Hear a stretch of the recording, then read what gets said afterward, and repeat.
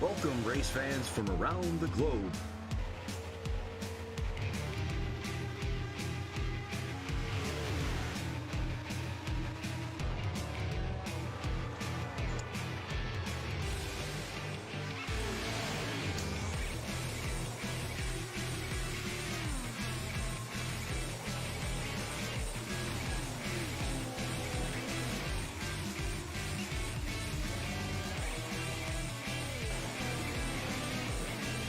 Here they come, out of turn 4, to the white flag, and it's 1 to go.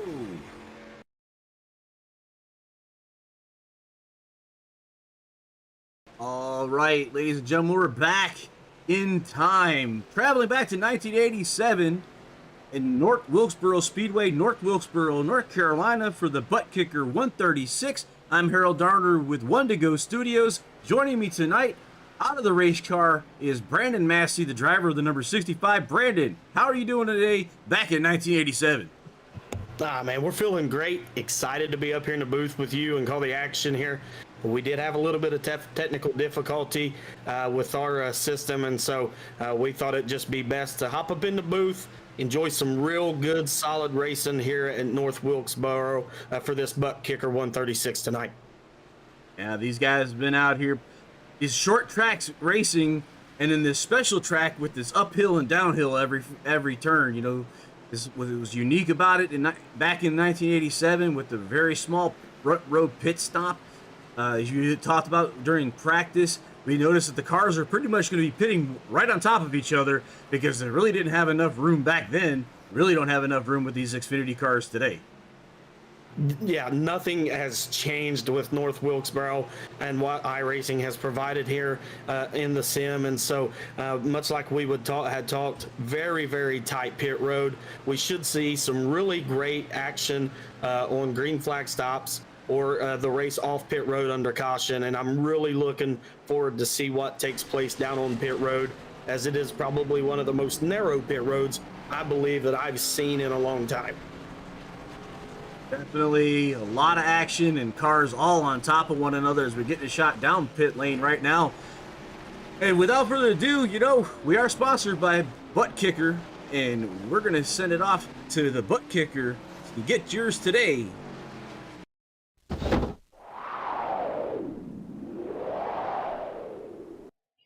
Butt Kicker. Feel what you've been missing.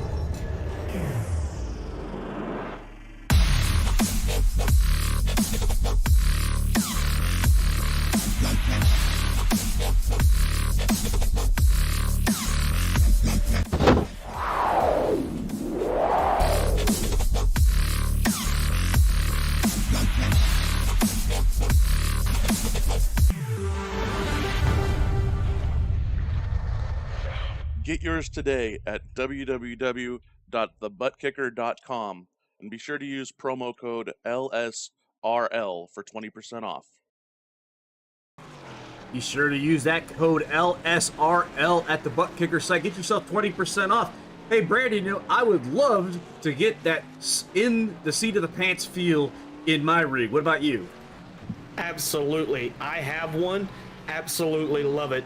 It adds a whole new spectrum and a whole new feel to what you feel within the cockpit of the race car and being in the sim. So I highly suggest to any sim racer that has ever thought about going out and getting themselves a Butt Kicker, go ahead and pull that trigger and make that purchase, and go ahead and use that code that was provided here with LSRL and go ahead and get you a Butt Kicker. You will not be disappointed. I promise you 100%. And those Butt Kicker Gamer 2s attached to the single pole on the office chairs, which, the original one was actually to be mounted on an actual hard stand rig, and they actually came out with that one. So it's pretty cool. So anybody can get one of these things to get that in the seat of the pants feel. I remember racing with Hermes Sadler, and I was joking with him that I missed the old Phoenix in iRacing where we had the bridge, because coming off of turn 3, that's when I would get back on the throttle as we got underneath there. And he's like, hey, man, you're supposed to feel it in your butt. Yeah, absolutely. And so it's definitely changed a lot of things for me and what I feel and how I've been able to drive the race car. And so Looking at just, the performance from last week at Atlanta in the Cup Series race with LSRL, I was able to feel so much more and be able to react so much better at a such quicker pace that it's been able to allow me to enhance and gain performance being out on the racetrack and in the sim. Yeah, definitely a whole lot of feel is needed in these race cars. And, dealing with all the professional drivers that I talk with over, at Roush and the different guys that I work with, the first thing they say, we're at a disadvantage as sim racers, is we don't get the feeling of the in the seat experience. And they really, it put them at a disadvantage. It's a handicap to them because they're so used to it. We're not. Yeah, absolutely. I know from when we were racing big cars, me and my dad even, what you feel is a lot of times in how you react. And so that's what makes iRacing in this sim so much different, is these guys that doesn't have that immersion and that butt kicker attached to their seats, they don't have that same feel as what your NASCAR guys do in the Xfinity cars. And so hats off to these guys that come out here and race every week in the sim, that lay down the lap times that they do and as competitive as they are, just because they don't have that same exact feel, but they are that much more competitive. And so hats off to those guys. They do a really good job at it. And I'm excited about this Butt Kicker 136 tonight. Oh, yeah, man, it's going to be a lot of fun. You got the cameraman sitting there right off of turn 4, right there at the pit entry. You can see how wide this track is, but also how they have to dive those corners. And there's going to be 3 lanes of passing and race crews out there. It's really great for that it has the banking to allow the cars to be side by side, 2 and 3 wide. Looking at the speed charts, we got Cameron Hearn, which you're familiar with, almost always being on top, but I'm seeing the leader of the championship points, that 7 of Rye Jones, in the 3rd spot. Yeah, Rye is, he's just bad fast. Last week's winner at Atlanta, he had a really good race in the Xfinity car. Last Wednesday night at Atlanta as well, as he got to come up here in the booth and have a conversation with you. I expect Rye to have a super solid night tonight. But I think the guy, though, that's going to be the one to keep an eye on here tonight is going to be that number 58 of Justin Wilson. I've had experience of racing with Justin. Justin can be as equally as fast as Cameron can. So the battle that we're going to see between those 3 drivers, being Cameron Hearn, Justin Wilson, and Rye Jones, is going to be absolutely amazing. But what's going to be even more amazing is this is a short track, Harold, and the action is going to be all over the place here for the Butt Kicker 136 tonight. Yeah, they're going to be definitely trying to keep up with the action. Good thing there's 2 of us here. Maybe we can split the track in half or something. Maybe figure it out. We got 15 seconds before these guys go to qualification. And we're gonna go to Wilder Graphics, another one of our sponsors. If you're looking for a new paint, since this is the new seasons, people are looking for new paint jobs. Check out Wilder Graphics. They're over there on Facebook. Check this out.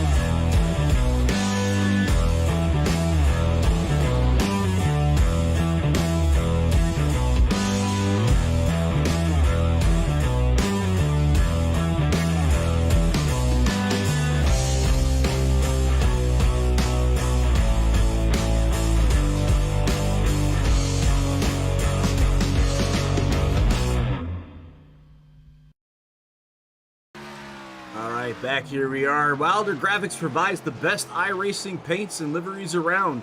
Check them out today on their Facebook and take a ride on the wild side.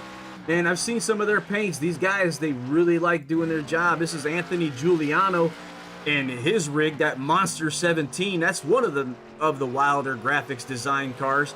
I mean, he does a really good job, and I'm telling you, if you looking for something new, a new set of coat of paints, he'll do everything. Helmets, suits, you name it. Give him an idea, let him run with it. Yeah, he does a fantastic job with Wilder Graphics and a lot of the paints that he's been able to do. And I follow his work, so I know as it gets a little bit loose off the exit there. We'll go to somebody else. Let's move past that. But no, he does a fantastic job painting those cars, man, and they look amazing. So hats off to him and the work that he's been able to do and accomplish with Wilder Graphics. All right, looking at check this out here. We'll check out Dylan Gomez, and he's actually our in-race driver.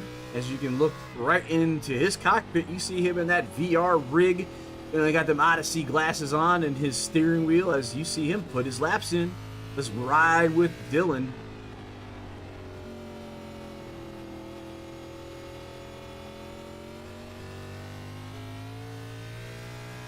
Yeah, one thing that you're going to want to pay real close attention to here is how much wheel input and how much wheel work that he may have to do in terms of how loose the race car may actually get as he does enter into 3 and 4 here to complete his lap.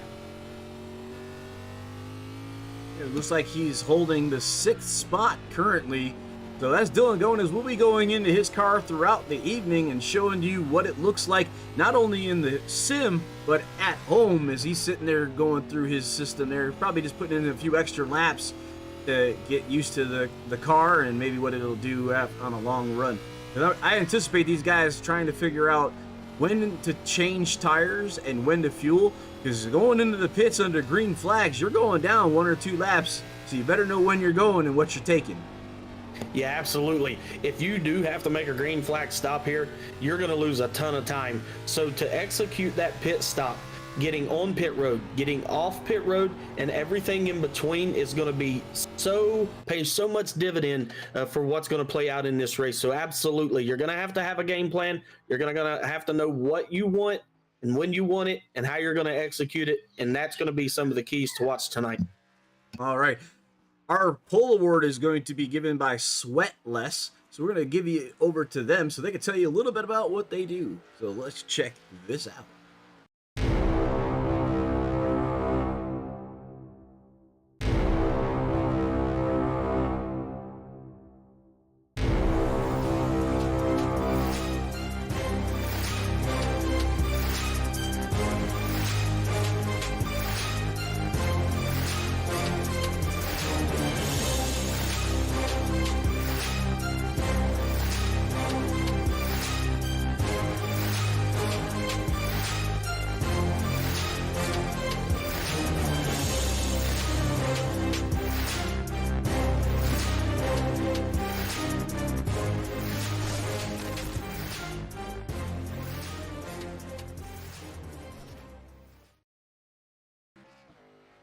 Right, back at it. 20 seconds left in the qualifying run.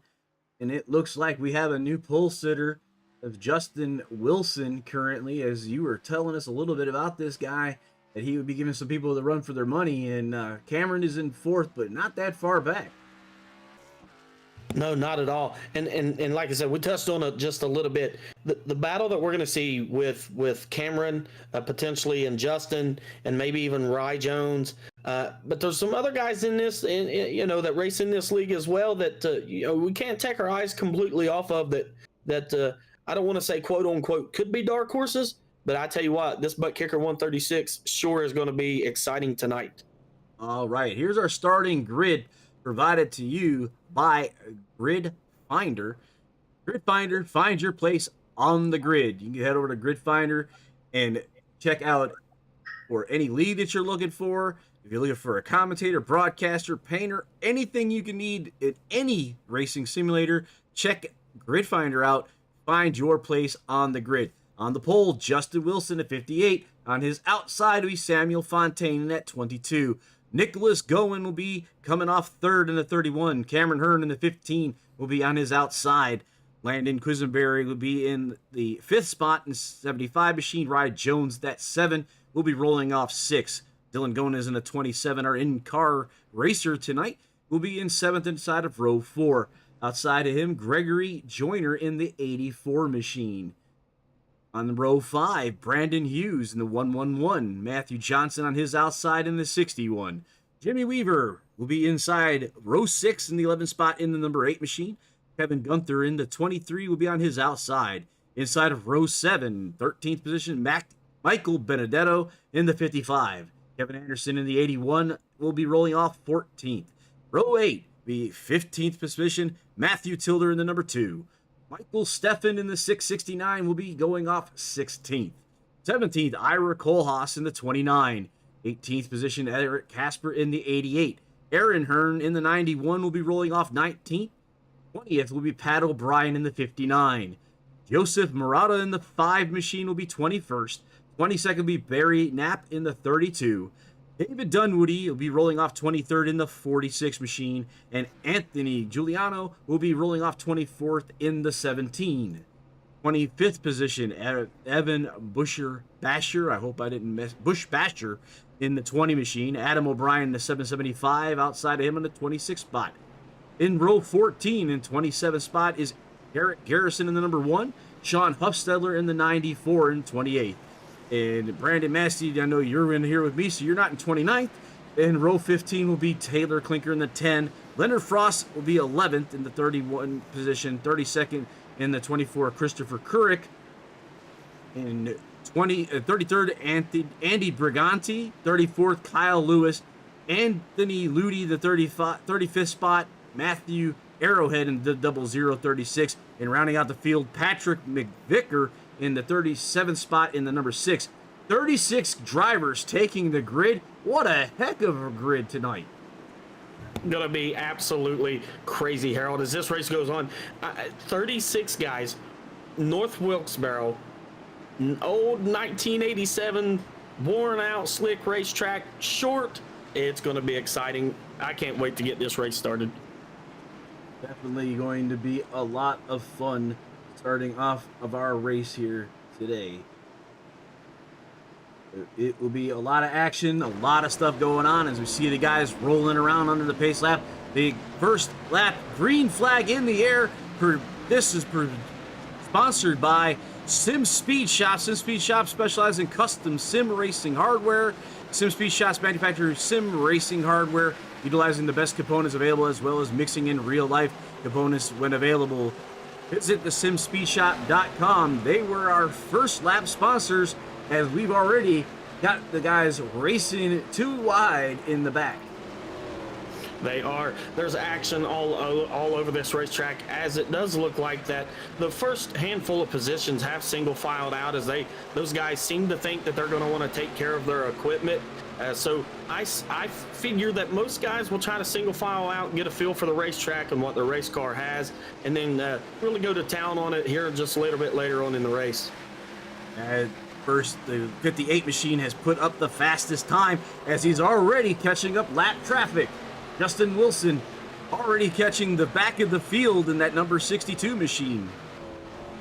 Yeah, and we're going to see that. We're going to see a lot of that tonight, Harold, with the leaders catching up to the rear of the field at a really quick pace, being the fact that there is 36 guys that started this race tonight. And so we're going to see a lot of that. So lap traffic could be huge as we move forward within the night here. All right, that 62 machine staying to the high line, letting people by. That 22 machine is Samuel Fontaine looking to go around him, as the 58 is all by himself out in front with the next car already half back, and we got the caution. A caution has come out on the raceway as we try to figure what happened there. So we'll try to stack this back up and see what's going on.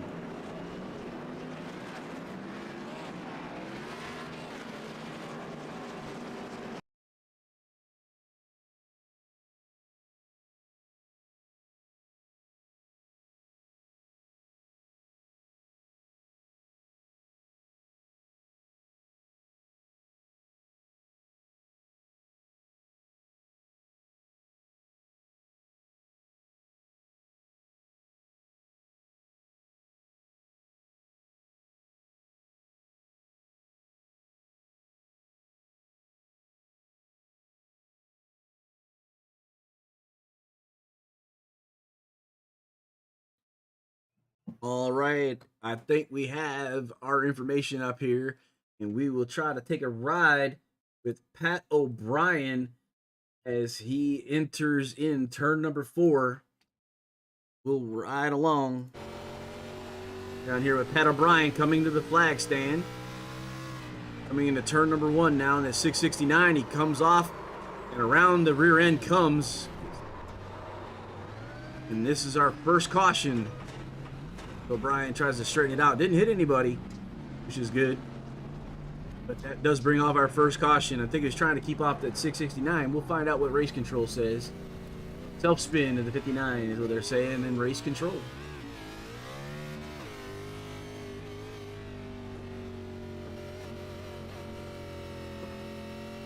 To make sure I see it. Sorry, we had to redo that because I had it not the right stuff up, guys. I apologize. I'll back that up.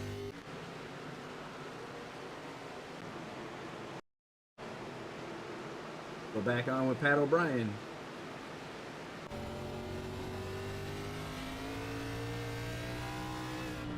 Guys, red, reloading it right here. Coming off of turn 4.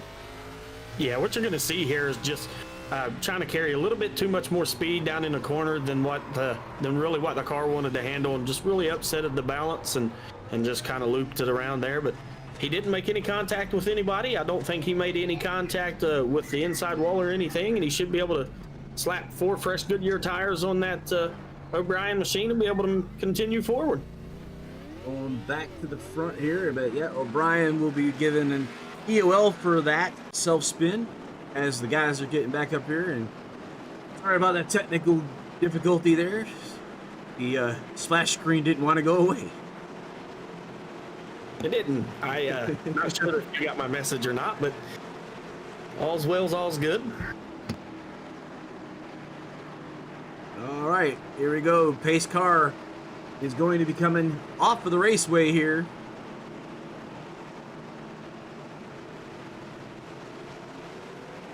We see the guys go green flag racing here again. Here we are at turn number 1. You see the field come blasting by us, 2 wide all the way through.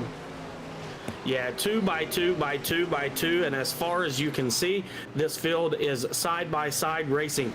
Justin Wilson jumps out to a little bit of an early lead over the 22. Cameron Hearn sitting there in 4th, but Rye Jones, last week's Atlanta winner, current points leader, riding right there in the top 5 as well.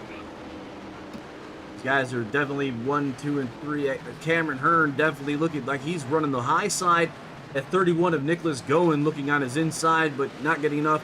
You know, is the high line going to work here early, or do you think it's going to need some more rubber before it can start working? Yeah, so he's the only car I see really a lane or 2 up off the bottom that's not running side by side at this point. So I think we're going to see that lane continue to develop and continue to come in, especially as tires wear on these race cars. I think we're going to continue to see those things progress as caution is out here. Lots of stuff going on around the raceway. We're going to try to figure this one out as well. It'll keep us busy, man. We're going to be busy all night long. All night long.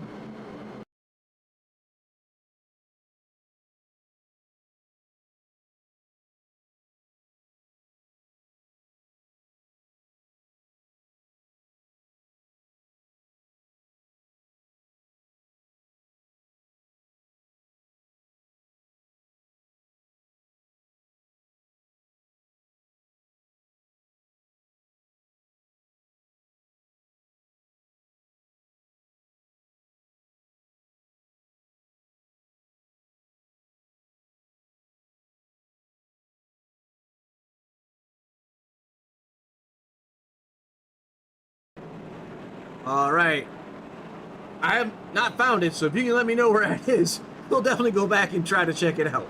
Yeah, so let's check out the number 94 here. I believe that's going to be where our caution's going to be. Right. I believe he looped it in one of the corners there. He has been assessed an EOL penalty. Yeah, right here. Yeah, he just tries to carry too much minimum in on that outside and just loops the car around. He does have a lot of back end damage there. That was probably from an incident beforehand as he didn't touch anything here, but We're going to see a lot of that tonight, Harold. We're going to see a lot of these guys trying to get every single bit of every single part of this race car that they can get out of it. And we're going to see probably some more of that self-spin stuff take place as the night progresses. Alrighty, we're going to go back to the lead here. Red, maybe you can help me out here, Brandon. I'm being asked by Red Bueller how to give stars on Facebook, and to be honest, I'm 50 years old, and you're asking the wrong guy. I just know that they told me we can get stars now. I'm like, okay. Yeah, absolutely. Shout out to Red, man. Red is Red Bueller. I know he follows a lot of me, myself, and a longtime follower of Ira Kohlhaas in that 29 back there. So, Red, I don't know exactly sure how to do it, but as the night goes on, I will Google it, and then I'll let you know, and I'll get back to you. All right, so Sean Huffstudler in the number 94 issued an EOL for caution number 2. Yeah, so let's just do a run through the field real quick. We still have Justin Wilson out front. We've got the 22 on the outside of him. Cameron Hearn has made his way up to P3. And then looking at P4 is Nicholas Gowan. And then the top 5, rounding out the top 5 again, is our current points leader in Rye Jones. So as we continue forward in tonight's race, we're going to continue to see things shake up. But these are the guys that's going to be heavy hitters from the time forward. Track position is going to be key, I think, as well. So it's going to be an exciting rest of the race. And here we go, back under green flag conditions. Right off the bat, we have the number 58 just jumping off to a good lead, but the 22 looking to challenge on the mid to high line in the backstretch. Yeah, they early find themselves single files. Cameron Hearn still on that outside line, nobody below him. The 31 battling with Rye Jones there in the 7. But Cameron, I really want to see if this line comes into play as the night progresses for him in that 15 car, because he's been the only guy that has ran that inside or that lane up off the bottom to make progression around the racetrack, as we do see the 7 get a little bit loose and lose a little bit of track position there. Lost a couple positions in that low line, so it seems like that middle groove has actually got a lot more speed coming off. And I know that if you can make the high line work, you're going to be better off on the corners and be able to pass some people. But you can get the short way around the track, and that inside line, you can make up some time there too. So you got to figure out which way you're going to go and which way your car really wants to be. Absolutely. I'm just taking a look here at the 29 of Ira Kohlhaas. He did start a little bit deeper in the field, but look at this battle here. This is North Wilkesboro racing here, guys. This is 100% side-by-side racing for 10th, 11th, 12th. Big crash inside. Right on the front row there, I saw. You can back that up and see it from the flag stand. What happened? We see the 31 get loose and slide the tires, because everybody seems to get around as we see the flagman frantically waving the yellow flag on lap 24. There's not another flagman like the iRacing flagman, that's for sure. Yeah, I don't know how I couldn't do it. You couldn't pay me enough to be that guy. There's a 31 afterwards, and he's really got no damage, man. No, he doesn't. They talk about arm pump, and feeling that arm pump when you're at, you get done racing, a pretty lengthy race or whatever, and you got that arm pump and your arms are kind of hurting. That dude's probably got Popeye arms on that right hand, throwing that flag the way he does. But yeah, no damage on the 31. If he does, it's very minimal as he does bring that car down pit road here. But no, it looks clean. He should be okay. Get some 4 fresh tires and get it right back out on the racetrack. Yeah, definitely going to need to get tires with that amount of smoke. He probably has flat spotted them pretty badly. As we see Cameron Hearn also coming down with him. So, and Rye Jones. Pit road is very busy.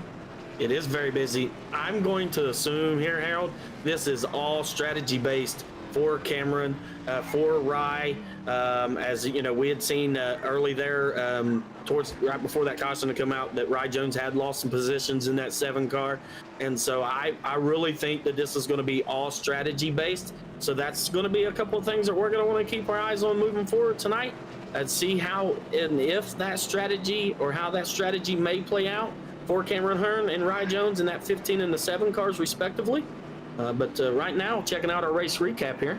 Track Time Entertainment builds custom driving simulators for the virtual racing community. They manufacture their simulators in Texas using U.S. extruded aluminum. Visit Track Time Entertainment on Facebook for all your sim rig needs and a full lineup of their products, proudly made in the U.S. of A. Race recap for the Buckkicker 136. Justin Wilson, your leader. He's the only one we've had. Precautions for 14 laps. Number of racers 35 that have taken to the grid. And the fastest lap is our race leader, 18:09.42 in that number 58 machine. Brought to you by Track Time Entertainment. Check them out on Facebook. They are letting us talk to our sponsors quite a bit today, but let's get some racing. You saw that middle pack was just like a bee's nest with guys everywhere. They was, and just right before that caution come out, when one of the drivers that we had touched on was Ira Kohlhaas in that 29, as he was battling there. He has now, due to a little bit of track position, found himself inside the top 10 here. So I'm kind of anxious to see, and a little bit biased, kind of anxious to see what my teammate's able to do and how much track position he can make. But I tell you what, that current lap time that Justin has laid down in that 58 car, that's a blazer of a lap. One thing that we're going to want to keep our eye on, though, Harold, Cameron Hearn pitted, took tires. Rye Jones pitted, took tires. And those guys are sitting back there around the 25th, 26th, 27th position. And just informed by Race Control that our competition caution for lap 30 has been canceled because we had one without having to throw one. So here we'll go racing again as the 58 gets the green flag. Away they go. So our next stop is going to be on lap 70. Okay, Race Control saying they are going to throw it now. So we'll see what happens here. Race Control is talking in my ear, so. Yeah, we'll just stay green. If it stays green, then we'll continue on following the racing action. As it did take Justin Wilson in the 58 a little bit more time to get around that 22. His caution is out, and that will be what's going to be the competition caution for the stage. This is our competition caution at the stage break.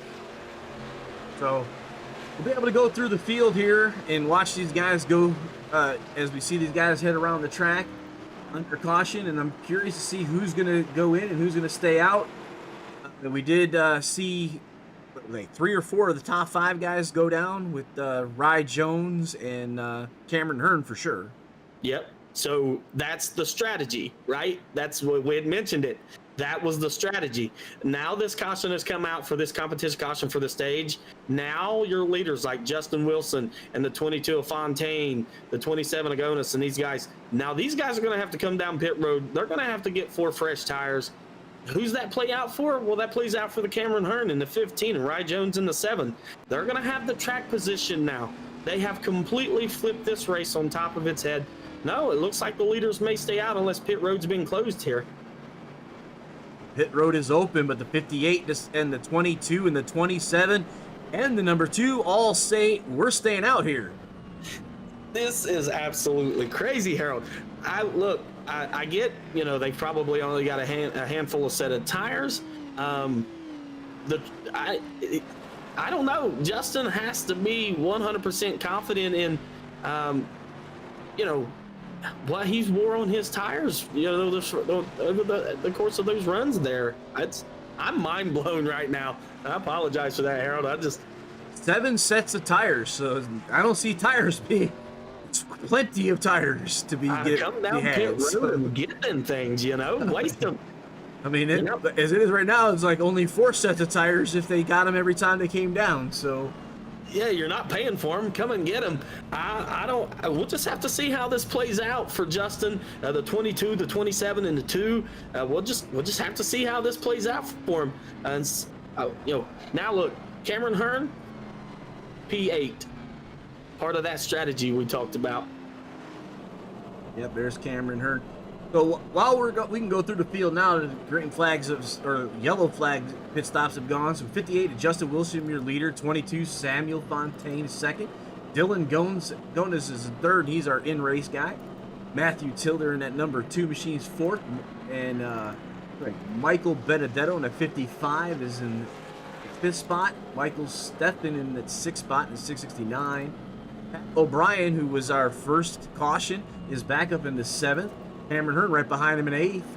Greg Joyner there in 9th. And Jimmy Weaver runs out the top 10. The number 8 machine. Yeah, what a comeback for the 59 though, Pat O'Brien.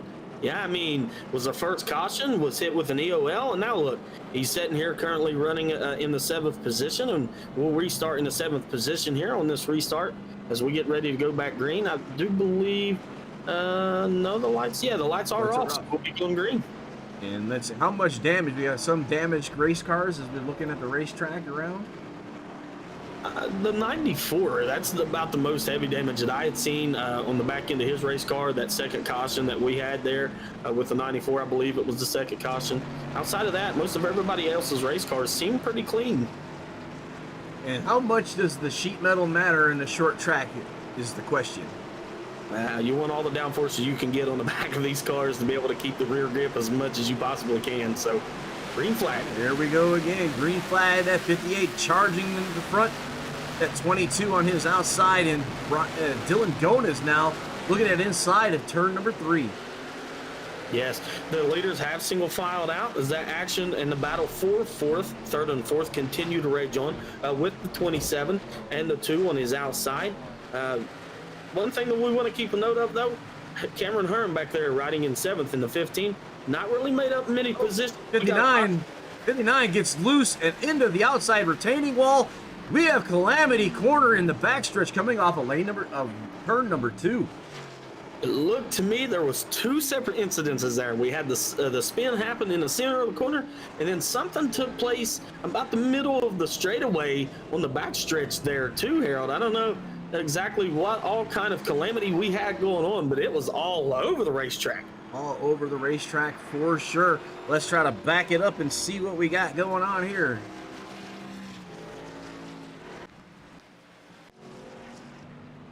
Yeah, I know Ira Kohlhaas in the 29 was involved in the spin there in the corner. I did see that.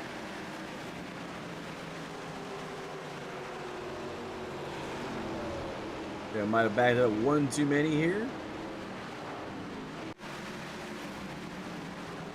There it is, 38. He gets, that's again trying to get in there too hot. Snaps it up, hits both of his teammates. Yeah. Wow. Nowhere to go. I mean, absolutely nowhere to go in that 775 there. I believe that's the number that's on the side of that race car. It's just nowhere to go. That's the Black Magic team. He collected both David Dunwoody and his brother in the 775. Now, let's go back and take a look at the 20, because the 20 just rolled off the backstretch there. Let's take a look and see if that was a separate incident. You see him inside of the 29.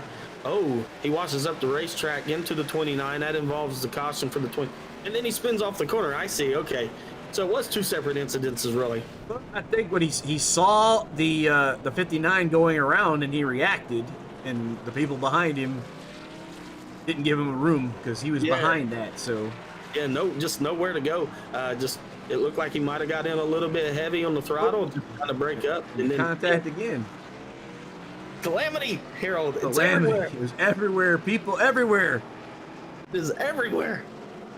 And another EOL for the 59 machine. Yeah, that's great job by Race Control tonight. I tell you, hats off to him.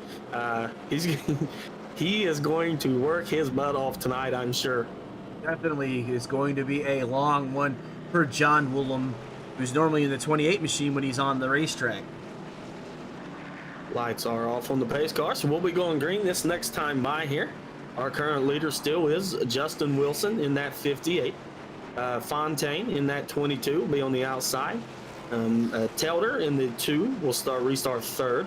Agonis in the 27 at fourth, and Stefan in the 669, I believe. Or no, Benedetto in the 55 will be on the inside. Okay, so double foul restart. Pace car's off. 58 is bringing us to the green flag again as we head off. There's that 22, the 58 together. Dylan on the 27 and the 2 down low as we head to the backstretch. Yeah, not a very good restart this time by the 22. Justin was able to clear him a little bit quicker than he was on the restart prior to that. The 2 is loose here. Whoa, hold on to it. As we see him losing a bunch of spots due to that, but he was able to keep the car straight and not hit anything or hit anyone. Hats off to him. Great save right there by Telder in that 2 car and with Matthew Telder. Very, very good driving right there as he was able to keep his car on the bottom and off of everybody else, and it was able to continue on to keep racing here. Great job. Actually got back out before he got to the commit cone, which I was watching. Yeah, that would have been detrimental to his race. That right there, that could have very well been a black flag even. So, oh, Rick. That's a 23 car. I caught that this time. Big pile up. Wow. Oh, man. Look at the names in that. Oh, wow. The 00 turns to 59, 84, the 775, the 17, the 23. And now the leaders are coming up to this, and they're trying to find a way to get around. The 5's involved as well.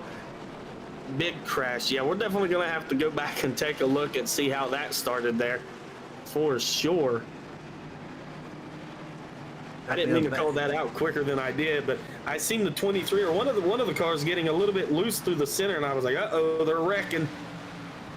And so we're basically watching the 23 car here as you go onto the back stretch, but underneath that 10 car. You see him, like you said, he snapped loose there, was able to get it back going again. Now he enters in 3 and 4, but those are hot tires. They don't want to hold. And up in the ride, Joe's. Wow. And then it just starts a pile up. But, man, he hit Rye really hard, snapped it right back up in front of Rye. Harold, if you would, let's go back and watch the in-car camera of the 29. It looked to me he barely just made it through there, Ira Colson at 29, as the contact was made with the 23 and the 7 of Rye Jones. Let's take a look here. Okay, let me get back to it.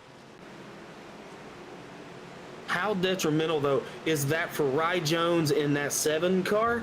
Our current points leader here in the Xfinity Series just involved in a big crash here on lap 49 of this race. See the smoke, and more smoke as he's looking, and he gets around the high side. What a good job by his spotter to get him through that.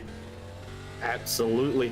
Phenomenal job there by the spotter for Ira Kohlhaas, but I really, let's touch on how detrimental that this could be for Rye Jones in that 7 car and to that points lead he had coming in to tonight's race. Yeah, definitely. I mean, you don't want to see yourself get caught up in something like that. I mean, we're not even halfway through this race, and it just basically clogged the bottom 2 lanes. I mean, didn't do anything he couldn't have done, I don't think. No, absolutely not, Harold. Absolutely nothing he could have done there. The 23, we'd seen it. He's trying to carry a little bit too much speed. The car snapped loose. He tried to correct it, overcorrected, and towards the outside lane that he went. Rye Jones had absolutely no place that he could go. It's very unfortunate for him, but he'll get it fixed up, and he'll be able to continue on, hopefully, and gain a few points. And the points are going to shake up. We know that now, for sure. Definitely going to be a big shakeup after that. Let me look here. This is our weather provided by Lottie'sTravelWorld.com. If you're looking for a vacation, as we're getting back out of COVID season, you can check them out, Lottie'sTravelWorld.com. In the Buccaneer 136, we got partly cloudy skies with a track temp of 92 degrees. So the track is quite warm. So what we saw just a while ago, it was basically he probably got the tires a little bit hot in 1 and 2, and they didn't have any grip going into 3 and 4 as he tried to dive it low, and the car did not want to grip down there, and we saw him try to overcorrect it, and it's good for him or anyone around him. Yeah, that track temp, and we can keep an eye on that as this race progresses, but the track temp, we're going green. Great restart there by Justin Wilson at 58, but look at the 22. The 22 is battling on the outside. I thought he was going to have a bumper there. They will clear single file. Cameron Hearn, P3 in the 15. Oh, that Cameron Hearn, he looks very happy on that high side. Takes it mid to high on the way around. He just was naturally there, but now he's looking to the inside of that 22 machine, so he can go either way, high or low. The 22 under attack. One thing we want to keep our, remember here is Cameron does have the freshest set of tires out of the 2 current leaders that's in front of him.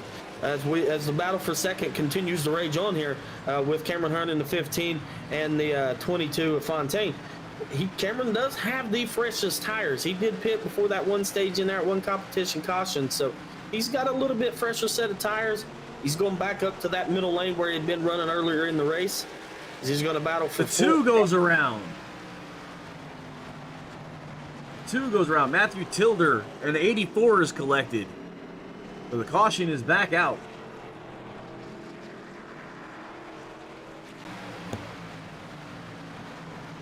You see here the 2 machine coming out of that turn. Back stretch, turn 3 and 4 now. Contact by the 46 machine, and around he goes. Yeah, he may have had a little bit of help there, but that also may very well been a little bit of net code as well. It looked like there was some distance in between the bumpers of those cars and the way they lined up, so not exactly sure, but it looked like he may have had a little bit of help. Race control has ruled it, as you said, self-spin. They're saying it was net code. Yeah, so yeah, I mean that's very, very little room, but as you could see, a little bit of daylight between the bumpers of those cars, and that's what it looked like to me. So, no fault, to either driver involved there. Netcode, we know, unfortunately, is a part of the sim, and we all have to deal with it, even as racers. The 22's coming down pit road here. Deep pit entry.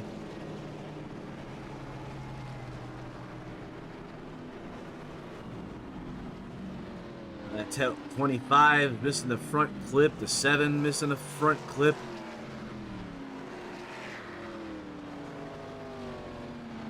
We have a bunch of cars that are out from 32 back, it looks like.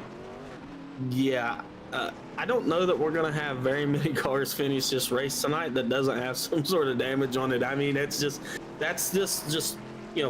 this style of racing, short track, old worn out racetrack. We've seen the track temp is high, right? We know that the tires are getting hot, they're getting slick, and it's just this is a very, from a racer standpoint, and I can tell you for sure, this is a very, and you probably can too, Harold, very, very difficult place to get around.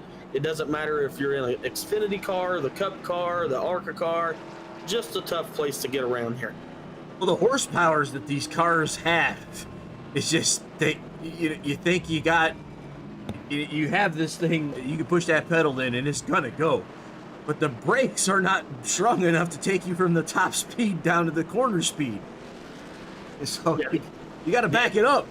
Yeah, the attack, and I'm one of those drivers, and that's how I like to drive, is I try to attack the corners.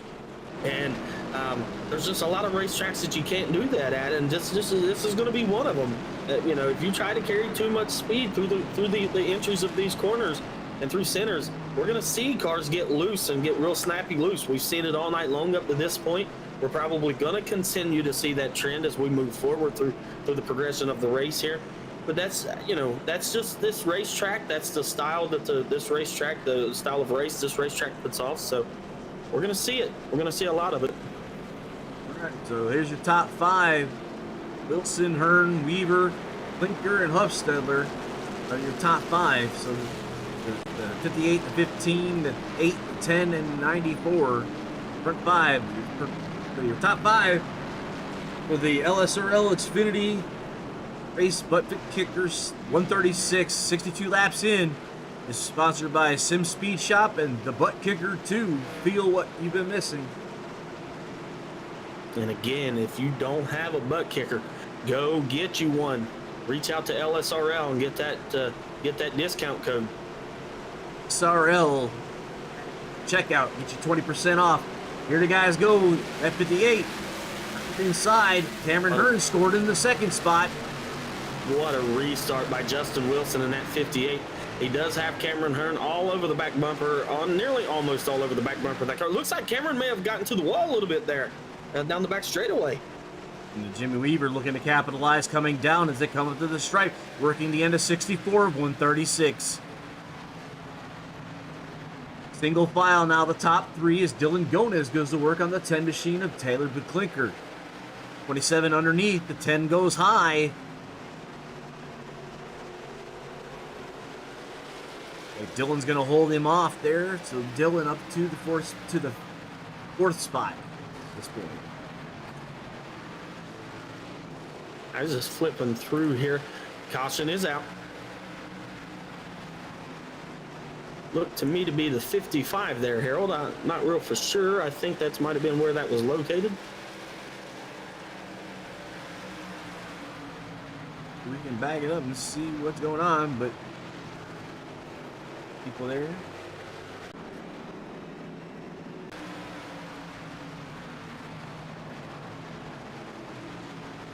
Here, the 55 and the 59 and the 46 machine.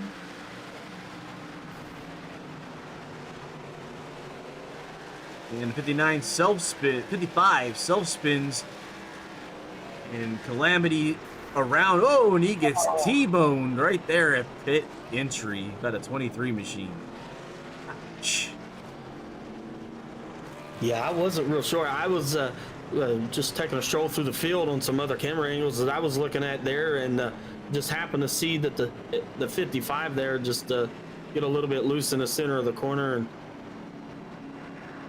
that's an unfortunate break for him, and getting a little bit T-boned after that. But it doesn't look like to me, I don't know if it does to you, Harold, but it doesn't look like to me he's got a lot of damage on that race car even after taking that hit. There's just a lot of damage and a lot of cars and a lot of frustrated people on the racetrack right now. Now, one thing we haven't talked about, tempers flaring. We know that it happens here in the sim. We've all been a part of it. I've said things, over race comms I probably shouldn't have before. So it does happen. We may continue to see tempers flare, and you may see some of those things play out here on the racetrack. We've had one racer call it a night already. Cameron just came over the radio and said he's going to the hauler. So Cameron Hearn sitting out. Ryan Jones probably going to help him out. But yeah, so we're gonna take a look at this here. The 55 machine is being scored to the front, but race control will be talking to us about that here in a sec. Yep, self spin. They should be getting an EOL here.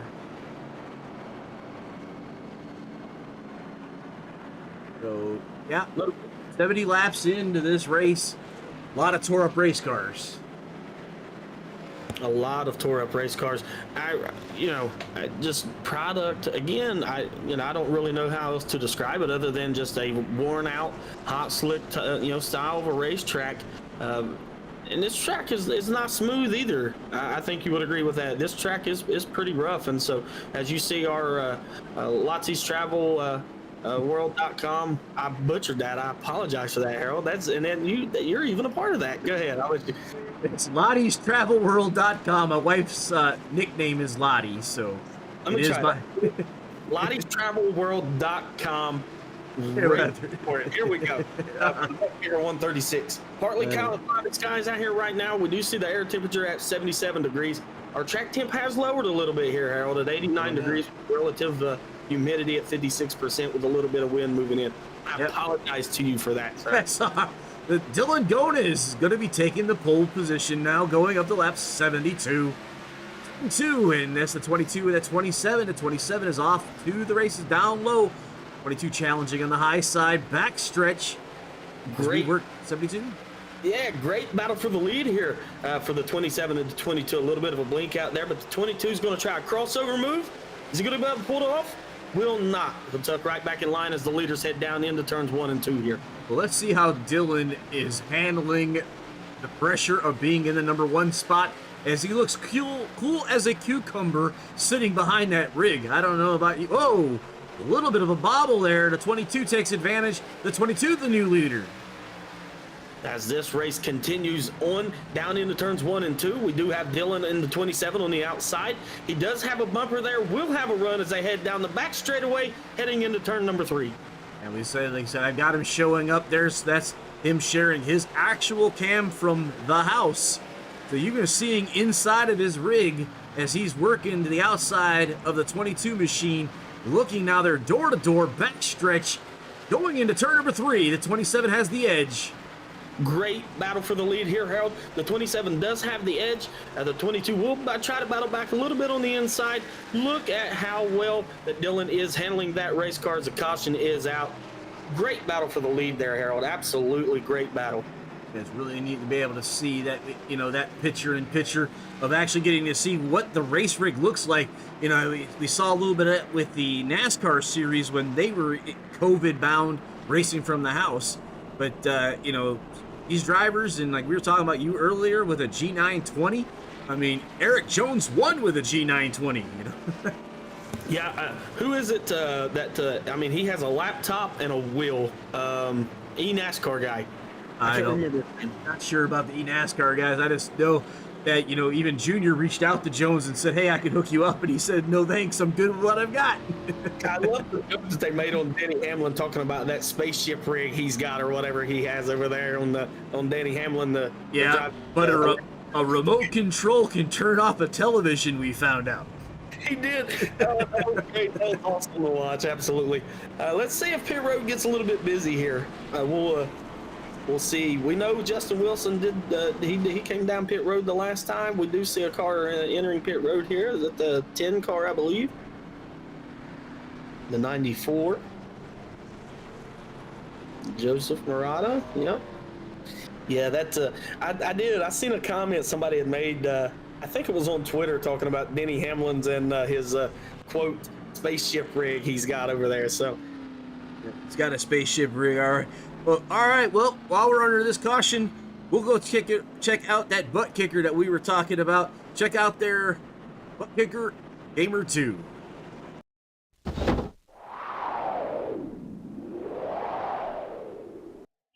Butt kicker. Feel what you've been missing.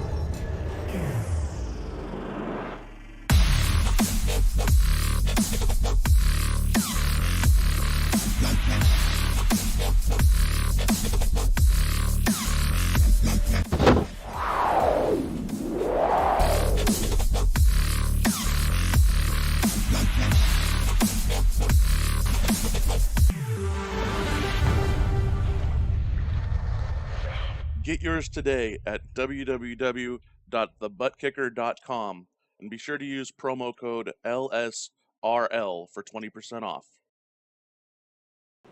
Be sure to use that code LSRL, man. We're all looking for money as it is right now. Some people off of work, some people looking for work. But no matter what, I'm always trying to save a buck. LSRL will save you 20%. Man, that's 20 cents on the dollar. That's a lot of money. That is quite a bit of money. It's a great savings that butt kicker is giving LSRL and their followers. And so if you don't have one, I promise, go get it. You will not be disappointed. Lights out on the pace car here, Harold. We will be going back to green, man. It's been action packed up to this point. So we'll see what we get out of the rest of the race here. And we're gonna go green flag as you see it from the flag stand. Back we go. That 22 taking the lead to the front. Yeah, it looks like he might have caught the 27 of Dylan Gonis there. Just a little bit of a sleeping kind of action as he was able to get a phenomenal restart that Fontaine did in the 22. Look at this action as the cars barrel down into turns 3 here.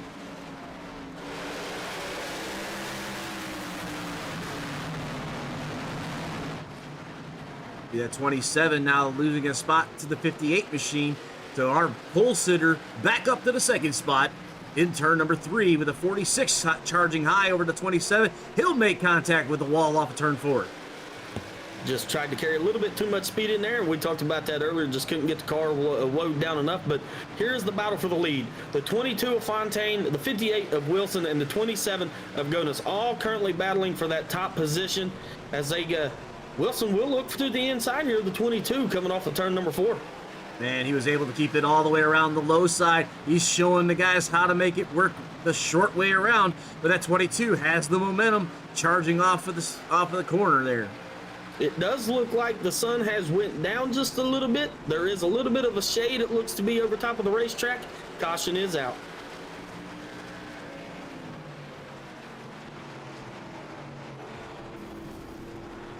Wow, another big one back here in the back of the field as we're looking at the number 10 car of Clinker. And we're seeing smoking engines as the 24 basically works his way around all these other drivers. Look like they have badly damaged cars. A lot of damage on these race cars. That very well could end the night for the 10. Go back here to look to see what happened as we're seeing the 10 and the 32.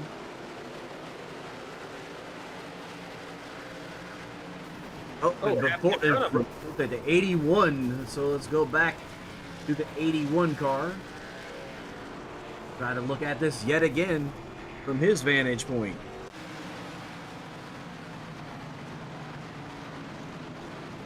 So 31, the 81, and the 775 here. Was on lap 84 as we see the 775 and the 81 catch and collect, and around they go, and wow. Man, that's what happens. You get a couple of cars crossways here, one a little bit higher and one a little bit lower.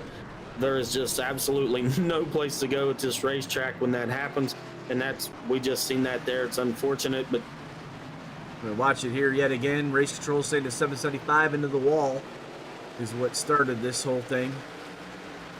And that's sure what happened. The 775 wall stuck and then collected the 81 from behind. And that is our last caution there. A lot of broken cars, a lot of issues. And we were supposed to have that lap 70 caution, but it was waved off by race control. So we're going to go to the end here based on the flagman to the end. yeah, it's just been a tough night for a lot of drivers here tonight, Harold. I mean, it's just a very tough night as we look at the Track Time Entertainment race recap here. Samuel Fontaine is your current race leader. Justin Wilson still the fastest lap. 775, as you're seeing here, is getting his EOL for the last caution. There's 35 racers, 10 cautions for 51 laps. You know, as a race car driver, you're looking to do 136 laps here.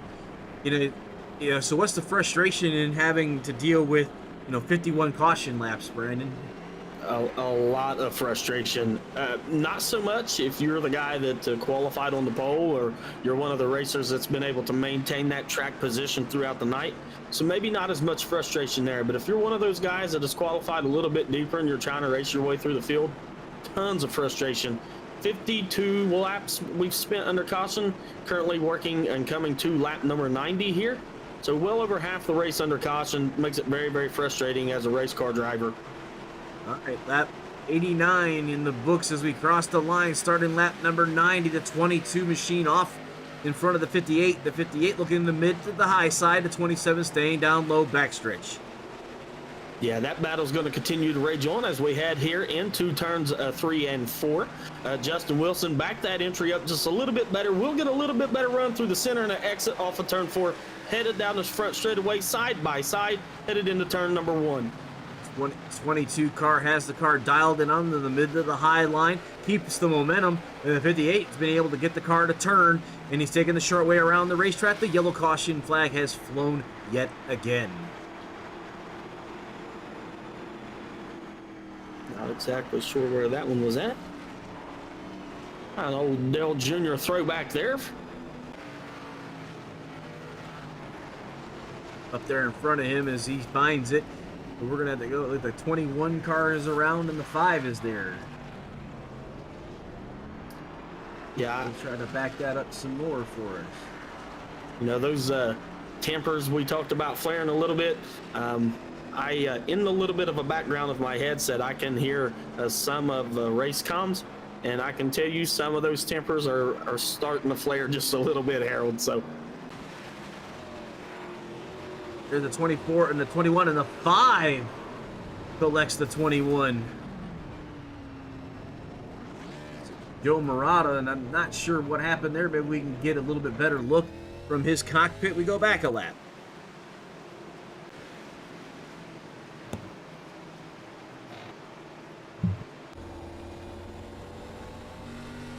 On board with Joe.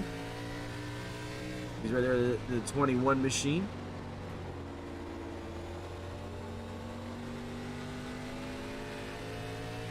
Yeah, I see all the crinkled cars here.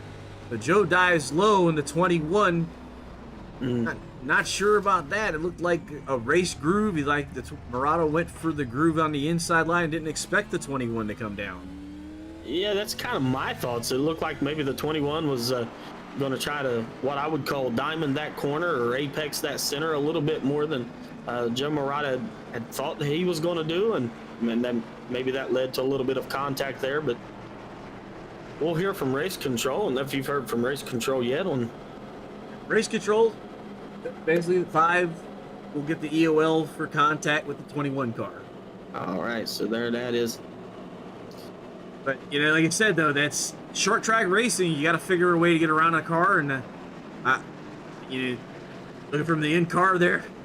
If I had the speed, I might have put it down there too. But I mean, that's short track racing. But let's talk about short track racing real quick, and let's talk about some of the names that we've seen up here in the front that we haven't seen yet. Ira Kohlhaas in that number 29, tied up in an accident early, had a little bit of damage. Now looking at him, he's sitting here inside the top 5 with Pat O'Brien in that 59. Justin Wilson will be our leader. It looks like maybe the 22 has pitted. And so Justin Wilson will be the leader here with the Dylan Gonas on the 27 on the outside of him. But what a comeback for Ira Kohlhaas in that 29 Pepsi Real Sugar machine. And there's a lot of people that's got fresh rubber from 8th place on back. Dylan Gonas has the oldest tires at 47 laps. Don't save the tires, come and get them. But this shows just how important track position really is here at North Wilkesboro. You don't want to give it up, because we're going to go green here. It's complete lap number 96, coming to lap number 97. Justin Wilson with a great restart, clears and will lead coming through turns 1 and 2. It looks like caution again. The 27 machine is stopped on the raceway. What happened to Dylan Gonas? We're going to have to go back and catch a replay of that. Wow. So the 8 and the 27 and the 29 goes around on the high side. And the 27 basically just loops it and decides, I'm good right where I'm at. They all go around me. It's not a lot of damage, though. I mean, a little bit of damage there, but not a lot of damage. Hopefully, he'll be able to continue on and try to work his way back through the field and get back towards that top 5 where he had been pretty much for a large portion of the night tonight. Well, let's talk about one thing. So we have some of our viewers that, seeing the frustration, and our viewers are seeing all these cautions. But what was the horsepower difference between these cars and the Cup cars back in 1987? I'm sure the cars are way better now than they were back then as far as power. Let me just break out the old Google and I'll see what I can find. But I mean, the machines and the mechanics and crews and crew chiefs and everything. These cars, I'm willing, they're easier to drive, but harder. More speed. Sometimes the guy in that helmet, he don't listen too good sometimes. He doesn't, especially when you get this many cautions. You got this many cautions, drivers, I don't want to say become, complacent or anything.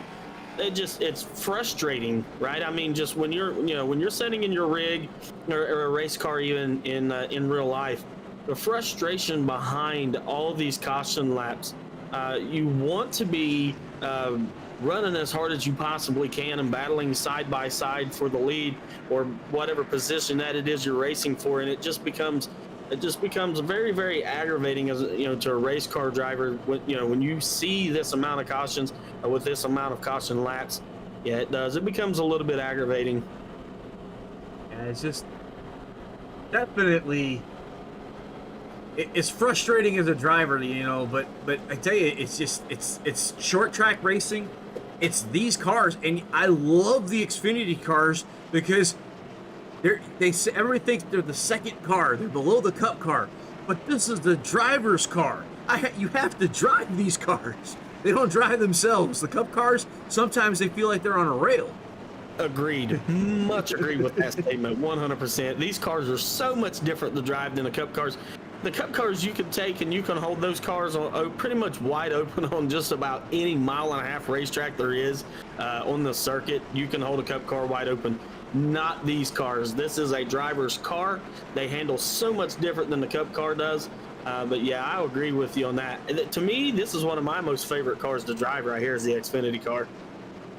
Well, I like the open wheel stuff, to be honest. So when you were talking about the Indy 500 cars earlier, I was like, "Yep, that's mine. Those are mine." Yeah, absolutely. I'm a little bit of a more modified style of a racer when it comes to if we're going to run open wheels. So I tell you, I like my inverted jet. Absolutely. I love the new screen they put on the new cars, man. That's definitely an experience. All right, guys. Ira down low, didn't get a really good start. The 58 off like a rocket, though. The 8 machine behind him, and Ira now up to the third spot with the 59, challenging on the high side. Side by side, as they head down the back straightaway, Ira Kohlhaas may have spun his tires a little bit on the initial restart of this race. In that 29 will clear for the third position. Caution. No caution. He's in the down pit road, Harold, I think. I saw the car right at the beginning of pit road, that was, right? Yeah, it was right at the very beginning of pit road. I'm not exactly sure what happened there, but no caution. No caution. Green flag still out.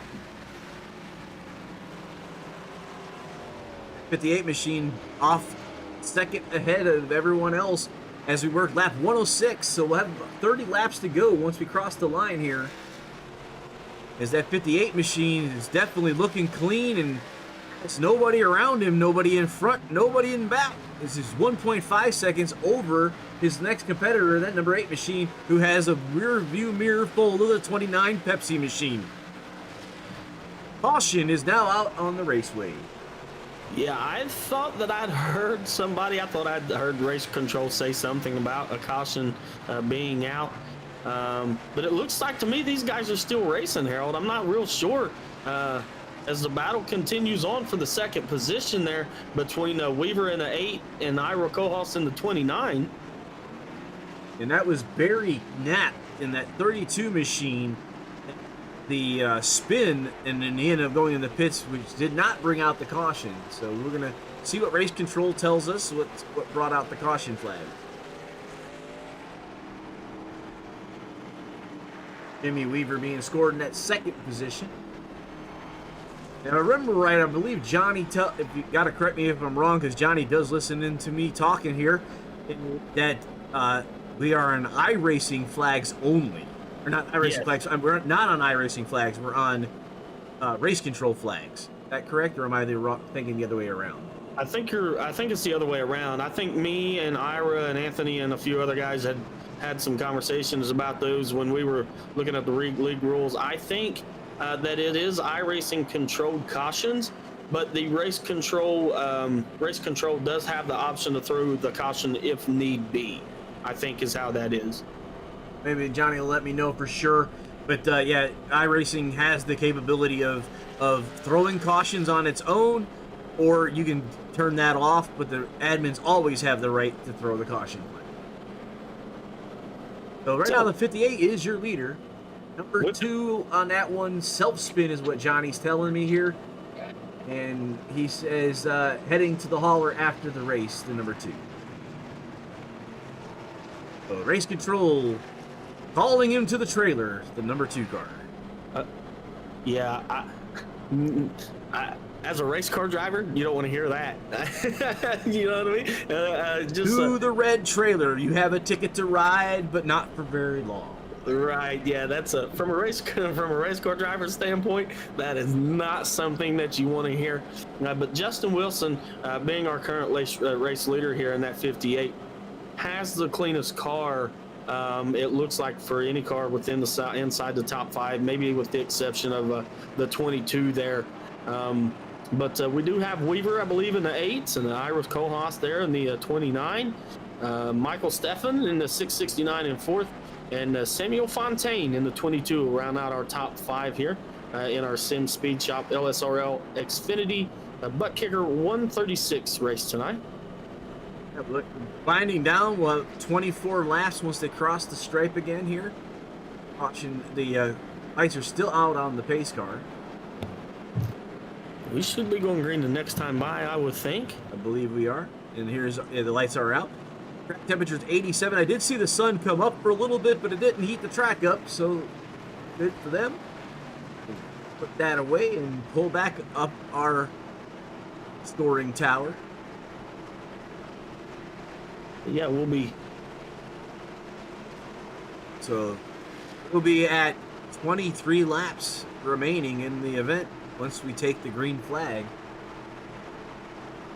So a tough night in sim racing here in 1987, as the 58 is off to the green flag, the 8 right behind him. Ira Kohlhaas looking to the inside, the 669 high, the 22 on his tail, backstretch. Yeah, as this battle for the second position is heating up, gives Justin Wilson everything that he needs. A clear racetrack. This is going to allow Justin Wilson to put some distance between him and the guys behind him, as this is a 4-car battle for second right here. They stack up, is now 3 wide coming onto the backstretch of 669 all over the back of the 29 machine. Yeah, Ira just tried to carry a little bit too much speed down in that corner, kind of missed the bottom of the corner there and washed up, as this battle for the third position is still going on here. Definitely a big battle here, the 22 and that number 29 car.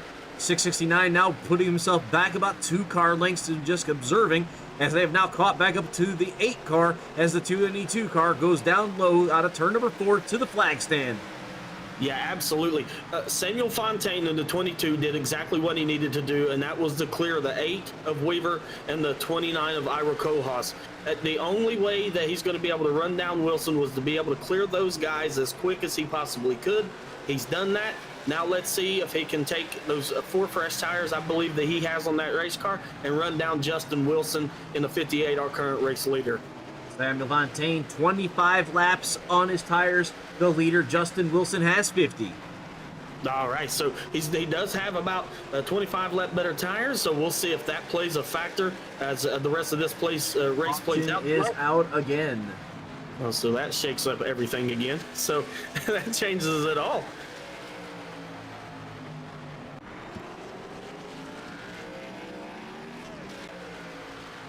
See if we can catch here. It looks like the 0-0 was involved. Maybe we can find what happened around here. Yep. Contact with the 88 machine. And sends him around, and he corrected it, but was able to bring it back up and was tapped again as he ends up stopping in the middle of turn 3 and 4 there.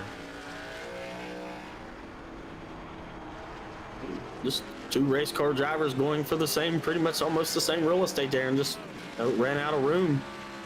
The race control will let us know what the verdict is on that one as we go back up to the race leader, Justin Wilson. Looks like 53 lap tires here for him. And I'm scoring the fact that 2 cars have 0 incidents. You want to guess which ones they are? Yeah, we're going to say the 2 cleanest race cars on the racetrack. Justin Wilson in the 58 and Fontaine in the 22. They have the 2 cleanest race cars on the racetrack.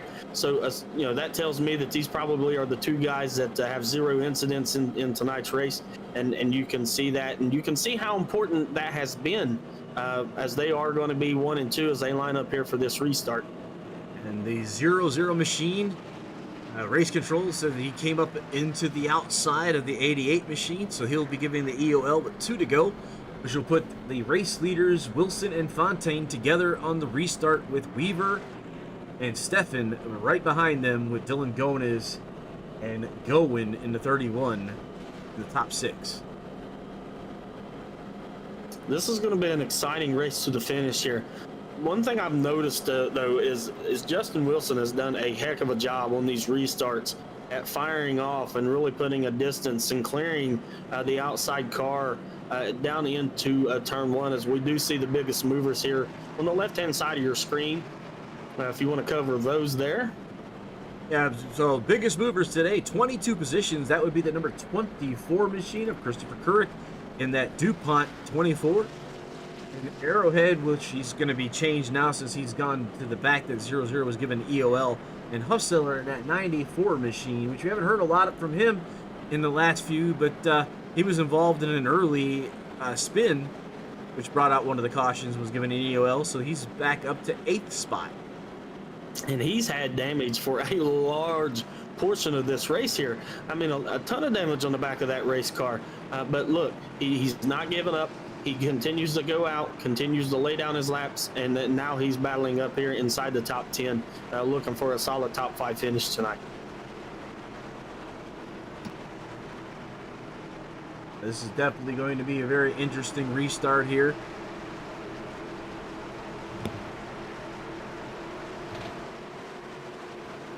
Lights are out on the pace car.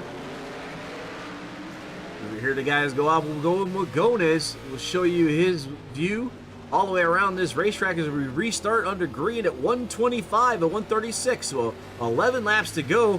Let's see how Dylan is working that wheel.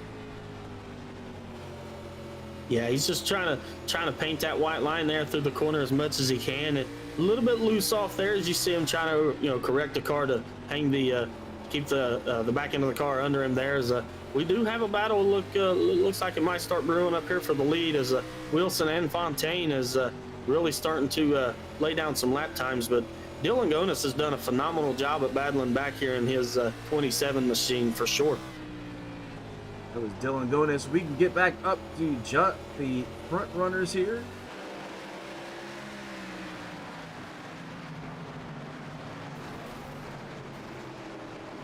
And we're going to restack them and do it one more time, I do believe. It looks like to me there is a caution out on the racetrack.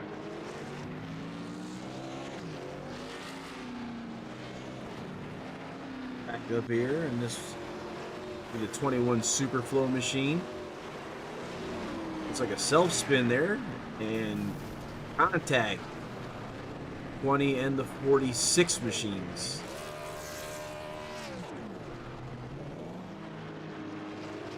And just nowhere to go. We've that's pretty much what we've seen about all night long is when we see these self spins, these other race cars. When you commit to one line or the other, whether it's the bottom or the middle or the top, when you commit to that line, just absolutely no place to go. It happened to me last week at Atlanta. I had committed to the middle line, and there was a car that had some trouble, and I just had nowhere to go. And when you commit to that line and you set your car in, that's the unfortunate part. You hope that when you come through the smoke on the other side that there's nobody sitting there and you don't end up like, Cole Trickle, since that was the Superflow car. You hope you don't end up like him. Yeah, just a tough break for those guys, man. I mean, that's just, we've seen that all night long. Just, Ed O'Brien cheering on the O'Brien boys. Adam's in the hauler, so he's watching his brother and teammate out there in the 46 and the 770, or in the 59. Pat O'Brien, who's up in the 8th spot. So it's been a rough night, and as you said, these tempers and I always thought it interesting, that these councils have, for the NASCAR Heat Series, have rivals and allies, and people ask me all the time, is that real? I said, you obviously haven't grown up around a racetrack. Absolutely, it's very real. If you're a race car driver, whether you're a sim driver or you're over on NASCAR Heat or you're just race period in real life, there is somebody along the way within your racing career that you are going to have a rival with for sure. It comes natural. It's a race car driver thing, I think. I want to win. I want to go fast. And if you're in my way, we're going to have beef. That's it. I mean, that's, much like I said last week, when, I got to talk to you for the first time up in the booth after the Atlanta Cup Series race. My job and any race car driver's job is to get every single position that they can on the racetrack. And my dad always told me, he said, boy, if you can't win the race, you race for second. If you can't race for second, you race for third. You race for the position that you can get, whether it's for fifth or whether it's for first. You go out and you race for it and you earn it. So that's how I've always taken that mentality and to every single race that I've ever raced in. And that's just how race car drivers think. We want to get every single position we can on the racetrack, whether it's first or 15th. It doesn't matter. Green all right, green flag, out here. 4 to go. Wow, 4 laps to go here in the butt kicker 136. Justin Wilson out to a little bit of a lead over the 22 as they are side by side headed into turn number 3.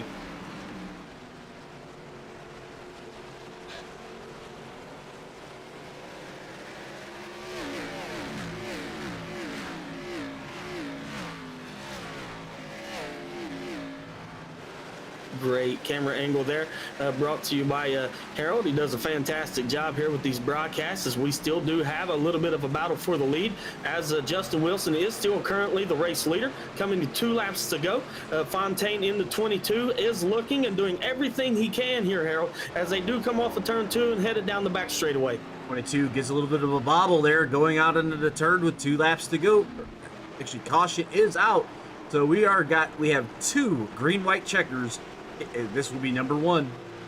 Let's re-rack them, let's stack them back up, and let's do it all over again. Green-white checker finish on its way. This gives the 22 another chance at the 58. This is absolutely, it's calamity out here. It's been all night. Trying to find where that one was.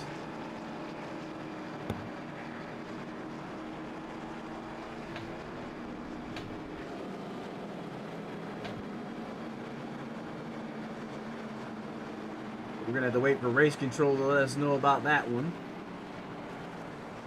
The 81 had heavy damage. He's been on pit lane for 13 minutes.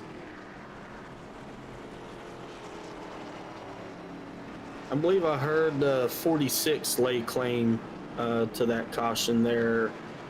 I believe. Right. Let's back us up 2 here. Maybe 3. All right, there's a 46. Yep, whoop. There you go. Slides it through the corner and again, had a little bit of help, but he had it saved. He did. What we've talked about all night long, race car drivers getting every single position they can get, just trying to carry way too much momentum down in that corner and just upset the race car, and then ultimately, the car came snappy loose, and that's where it ended up. But how do you think this battle here between the 58 and the 22 is going to go? Man, it's going to be, they got the machines. Pam's got 44 laps on his tires. Wilson's 69, and they're cold probably because we really haven't heated them up. But, I'm thinking that 31 might have something.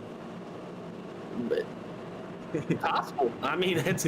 Because he's in the right spot, He is. He is in the catbird seat. Because, those two can, a little bit of incidental contact. The 31 slides through. He has a little bit of rear end damage, but, I've seen worse. Absolutely. It's not over until the checkered flag flies. We know that for sure. Once the checker flag flies and the race winner takes the checkers, then we can call it a race. But up until that point, can't call it. It's never over until it's over. You don't never give up. As a race car driver, you continue to go out and run as hard as you can. I believe lights out on the pace car. Lights out on the pace car. Green-white checker first shot here. All you guys out there, Twitter, Facebook, and YouTube, put the numbers up of who you think's going to take this one. The 58, 22, the 8, 31. Dylan Gomez at 27th and 6th spot. Can't call anybody out until the checkered flag flies. Anybody inside the top 10 really here has got a chance. I mean, it just all depends on how this race plays out, as the pace car will dip off here, and we will go green as Justin Wilson with a great restart there as they bring the field down for this green-white checkered finish with 2 laps to go here. The 22 is on the back deck of the 58 backstretch. 58 has about a 2-car lead going into the corner. The 22 catches back up. Who's going to have the momentum out? The 22 looking to see if he can get off faster. He's still within 2-car lengths. We're 1 to go here. 1 to go, Studios. 1 to go. Final lap. 58, 22. Put a 1-car length between the two. 22 gets a little bit hot on that backstretch. The 58 has the gap he needs. He sees the checkered flag. Checkered flag in the air to Wilson. Wilson takes the checkered flag. Fontaine second, with going in the 3rd spot in the 31 machine. Yeah, rounding out the rest of the top 5 will be Weaver in the 8 and Stefan in the 669 as well. Great job. The one thing that I seen there was the 22 just lost a little bit of rear end grip off of the exit of one of the corners there. I believe it was turn number 2, and allowed Justin to really put enough distance in between those 2 cars to where the 22 couldn't get to the back bumper of him and try to use his front bumper against the back bumper of the 58. 58, that 22, and the 31 machine are lining up for their pitchers here on the front stretch. So we'll lock it down there as we will then go to the results provided by Grid Finder. Find your place on the grid. Here's your Butt Kicker 136 final results at the LSRL Xfinity. Let me go back and say that these are the unofficial results. They'll tell me the official results later. Justin Wilson is your race winner. Samuel Fontaine in the 22 second. Nicholas Goen in the 31 will be 3rd. Jimmy Weber in the 8 in the 4th. Michael Steffen 669 in the 5th spot. And at 6th spot goes to Dylan Gomez, our in race driver. Ira Kohlhaas in the 29 machine 7th. Sean Huffstedler in the 94 in 8th. Pat O'Brien 59 in the 9th position. Christopher Couric in the 10th with a 24 machine. In the next positions, the 11th goes to Kevin Gunther. David Dunwoody takes 12th. Michael Benedetto 13. Matthew Tilder in the 14th spot in the number 2 machine. Joseph Murata in the number 5 and 15th. The 00 of Matthew Arrowwood in the 16th spot. Evan Basher 1 lap down in the 20 machine 17th. Taylor B. Clinker 3 laps down in the 18th spot. Andy Briganti 3 laps down in 13th, 19th position. 20th was 32 of Barry Knapp, sorry. And we can get down to the 21st was Kyle Lewis, Eric Casper 22nd, Anthony Ludi 23rd, Adam O'Brien 24th, Landon Quisenberry 25th, Kevin Anderson 26th, Anthony Giuliano 27th, Leonard Frost 28th, Cameron Hearn 29th, Gregory Joyner 30th, 31st, Rye Jones, Matthew Johnson 32nd, Aaron Hearn 33rd, Brandon Hughes 34th, Brandon Macy, Derek Garrison, and Mick Giffers did not take laps. So 34 drivers took the green flag. That was your 34 drivers provided by Grid Finder. Find your place on the grid as we start to get drivers into our victory lane speech for the top 3 podium riders. And let's go to one of our title sponsors here for a quick commercial while we get the drivers into the trailer.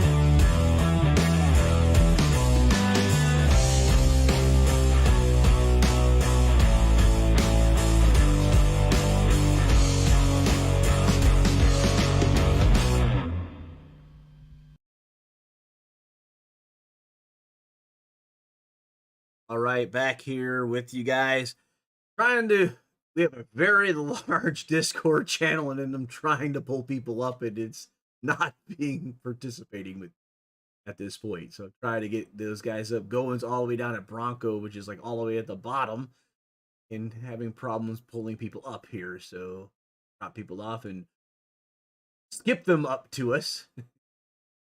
So there's one. Let's see if I can find the other ones.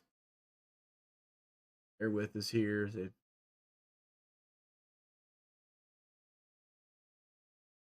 looking. One more to go.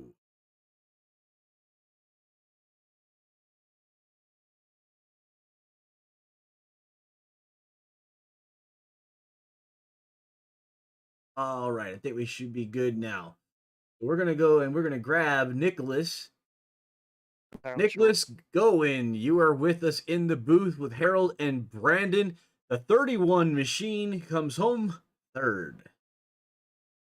Hi guys, how's it going? We're doing pretty good. How are you doing? Because that race was tiresome up here. Oh, I'm sure. I couldn't be happier with my P3. I mean, especially after the early incident. I think I was as low as 30th at one point, a lap down, and I'm grateful for the cautions because it got me back up on the lead lap and was able to finish in a pretty good spot. Definitely, this is a tough track, and to get here, you guys not only had to get to North Carolina, but somehow you got the cars into a time machine back to 1987. Yeah, I'm sure the hometown crowd in '87 is curious as to what kind of machines we brought to the track this week. I'm sure it's something they've never seen before.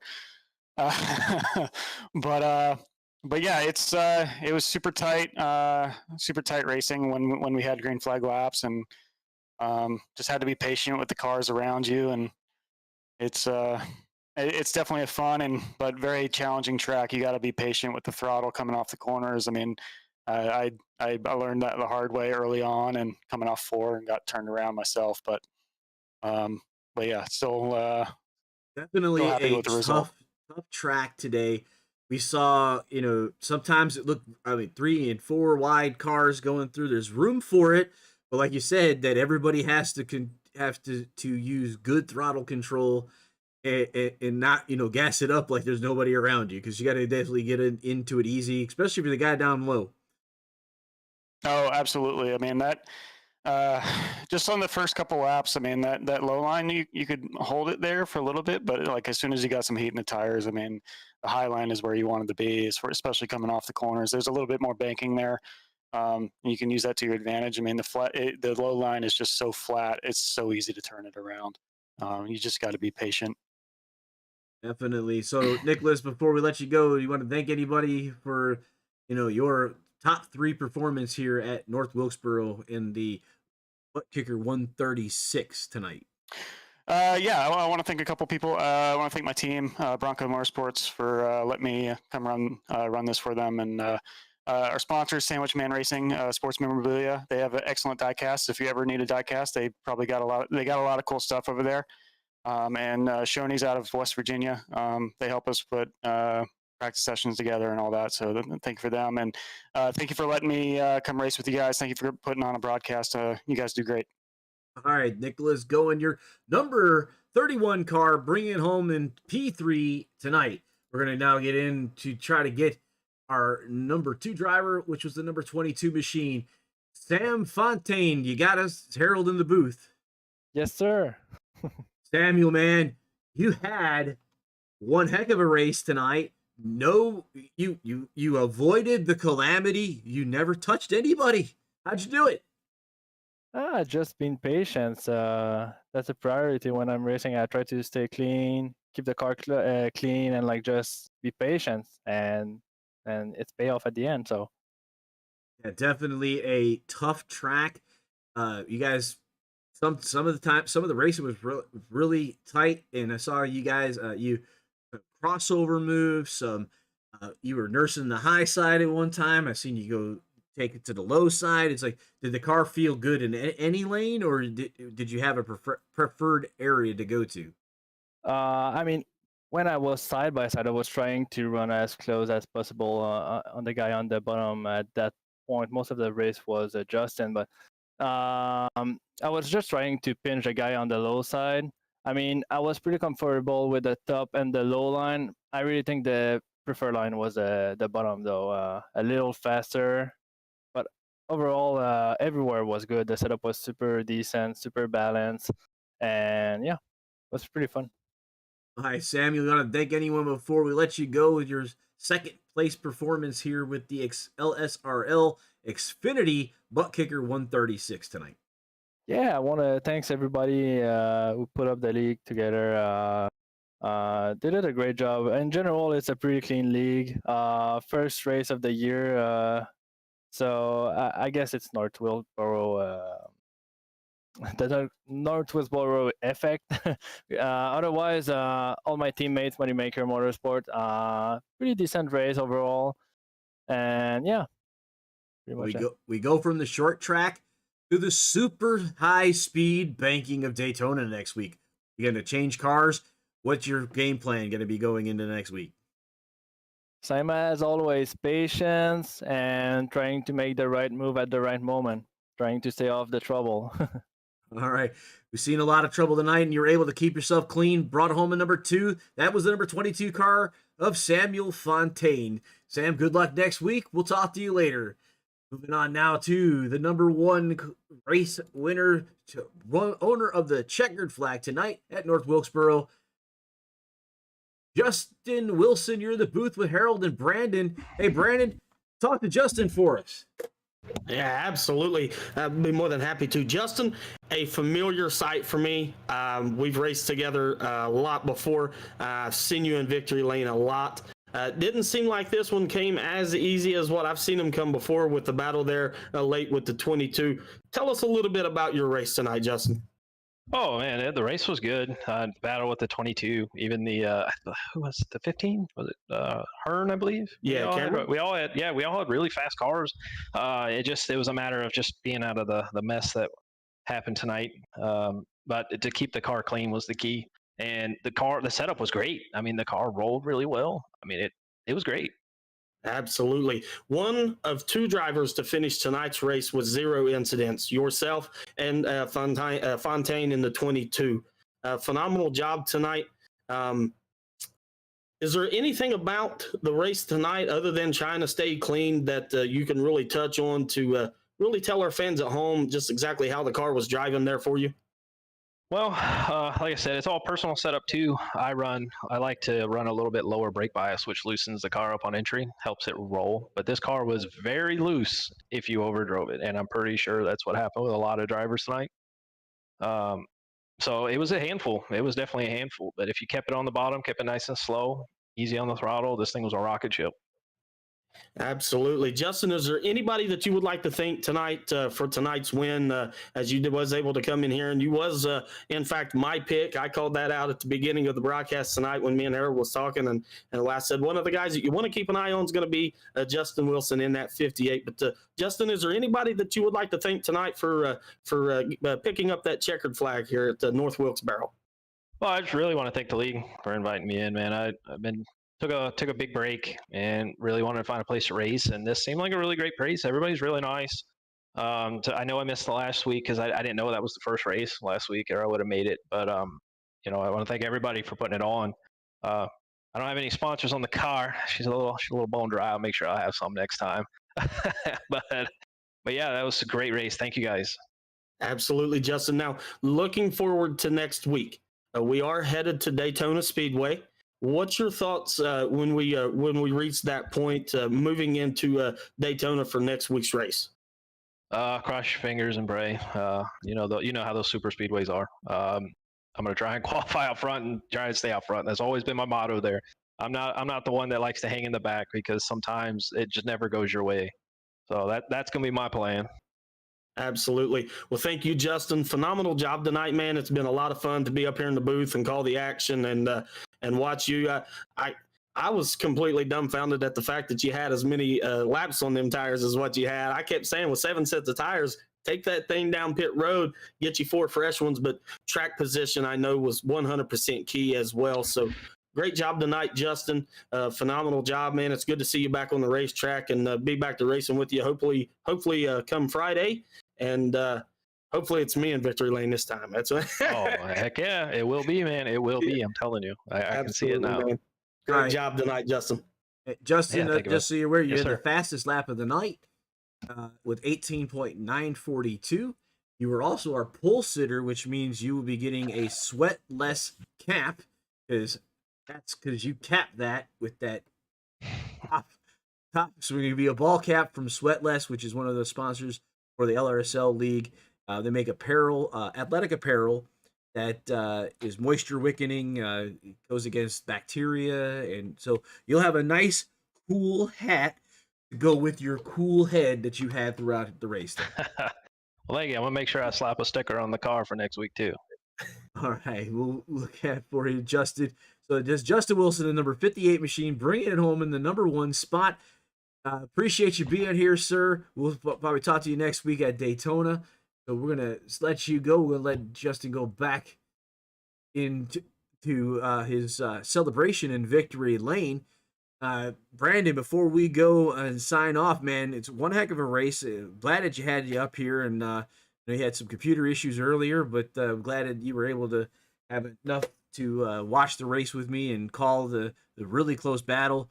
It's all over the racetrack. I think my mouse finger is about dead right now from clicking back and forth everything, but we'll be all right, right?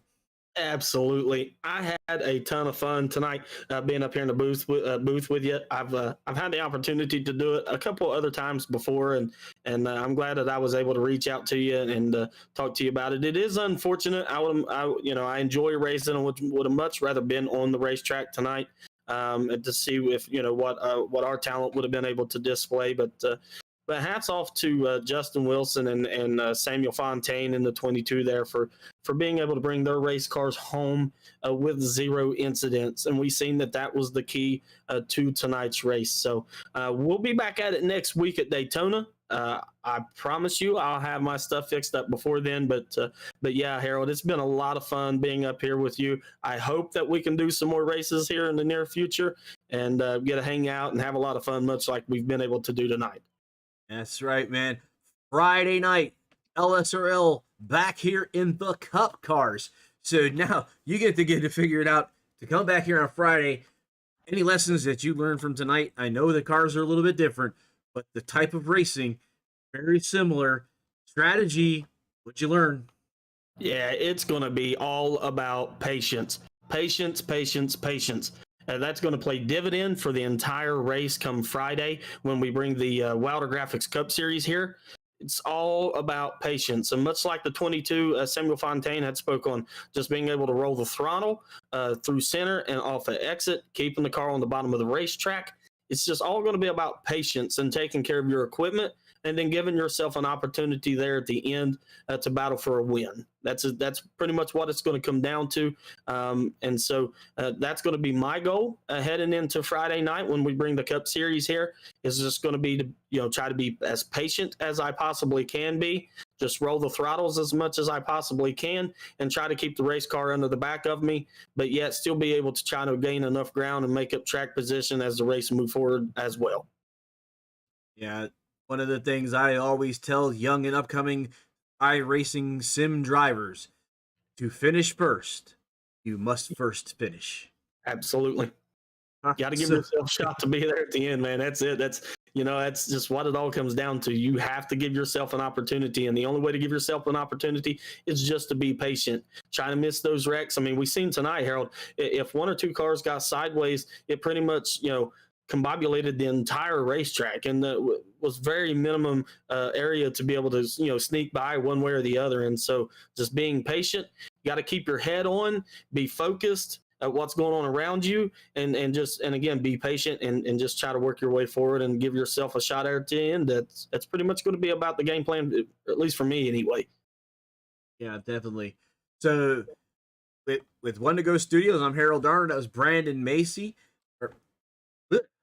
So, anyway, Brandon Massey, the number 65 driver, will be out here back here on a Friday night. We'll talk to you guys later. We're with One to Go Studios. We'll see you the next turn. What an exciting race brought to you by One to Go Studios. Here they come out of turn 4 to the white flag, and it's 1 to go. Thank you to all our sponsors, drivers, and viewers. We'll see you